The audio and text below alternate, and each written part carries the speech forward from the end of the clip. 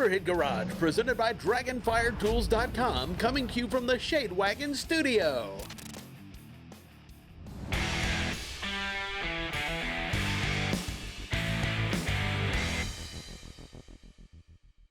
The timing belt, the direct link between the camshaft and the crankshaft, causing that choreographed dance we all call the four-stroke cycle. Welcome to this AMSOIL Tech Tip. We're talking about timing belts. Where do we start? Well, right here on our graphic. This is a dual overhead cam engine. So what's going on is you have a camshaft on each bank up there. You see them at the top. Those are the camshaft sprockets. You have an idler pulley up there, and then we come over to an interesting piece there called a water pump. Yes, a water pump can be driven by the timing belt. That's huge because water pumps and timing belts, well, they don't get along. So if you ever have a leak, you want to replace the whole system. Come down through the crankshaft sprocket and then over to the tensioner. Another tech tip for you, that tensioner, well, that's an oil-driven tensioner, so you want to make sure that's in good shape, and you want to make sure you use a great product like AMSOIL when you have oil pressure tensioners to make sure your pressure is going to stay on. I told you a minute ago, you actually have a timing belt driven water pump. So when you're in there, you want to do a timing belt as a set. Just don't replace a timing belt. Go ahead and replace the water pump, replace the idler pulley, and replace the tensioner. If you're in there, it's a huge job. You might as well knock it all out. Now, if you're going to do that job, you have to know where the actual timing marks are. Look in your service manual. You have different timing marks for different engines, engine configurations. Timing can be difficult, but as long as you mark it up and you get it all right, you're not going to have a problem. As a matter of fact, we did a simple one here. I'll give you a look at it, but please follow your manufacturer's specification. Everyone's a bit different. You can see the crankshaft pulley down there. You have to make sure that mark's lined up, no matter where it is. Then you can take your timing belt. This one actually is water pump driven as well. There's the tensioner, and then you want to take your camshaft and you want to make sure that's lined up as well, no matter where it is. Once we get all that lined up in there, then you can go back and you can tension it.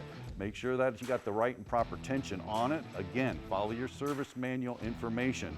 The most important part of the job is when you're done, make sure you turn that crankshaft by hand, 720 degrees, one whole four-stroke cycle. Why? To make sure it's in time, because you can bend a valve, you can have a problem. Matter of fact, timing belts cause catastrophic engine damage. You can see this right here. I actually got a hole in the piston line. That's not good. But lack of lubrication, ooh, that's even worse, man. You guys build an oil that's going to help prevent that. We build a whole pile of oils that'll help that, actually. Catastrophic damage will occur almost instantly if you run yourself out of oil or if your oil fails. A lot of times what we'll see, though, is you don't check your oil. The oil tends to run low. That's making a whole lot of work for a small amount of oil, especially with some of these four-quart sumps.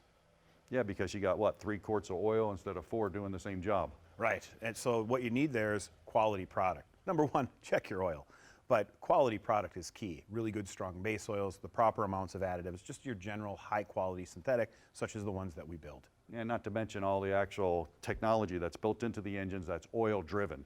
So you know broken timing belts now can cause catastrophic engine damage, and lack of lubrication will. So a good insurance policy is just go to AMSOIL.com. You know you're getting a proven and tested product where you're not going to have any of these problems.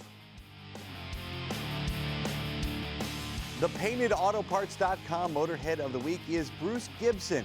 Now, like many other people, Bruce got his love for things that go by visiting the Indianapolis Motor Speedway. He grew up in Indy, where he'd go to the track first with his parents, then with his friends when he got older. Bruce left Indianapolis when he enlisted in the Marines and later became an officer. He then spent 30 years with the California Highway Patrol, and as a CHP officer, he loved defensive driving and tactical driving, of course, who wouldn't? Later, Bruce became a CHP pilot, spending his days in the seat of a different type of motorized vehicle. Being a motorhead, whenever Bruce got the time off, he'd head to the racetrack, especially to NHRA drag racing events from coast to coast.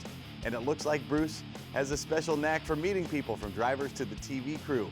Now, his wife, Kari, tells me the crowds and the noise isn't her thing, but she can never say no when Bruce wants her to go to the track.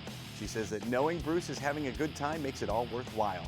Kari, thank you for telling us about Bruce.